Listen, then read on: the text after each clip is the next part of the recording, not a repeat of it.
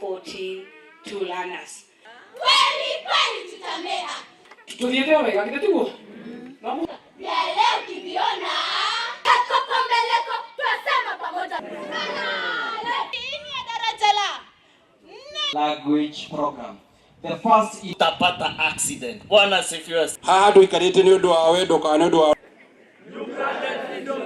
Where that happens and it's brought to our attention, we are now taking action against those principals unless the levy is approved or it has gone through the process and it's accepted by the parents and it's gone through the ministry protocols and approval has been given and therefore it becomes legal, then that can be charged. But if it is a levy that has not been approved, it is not supposed to be charged to the parents. One of the greatest transformation in education is the competence-based education.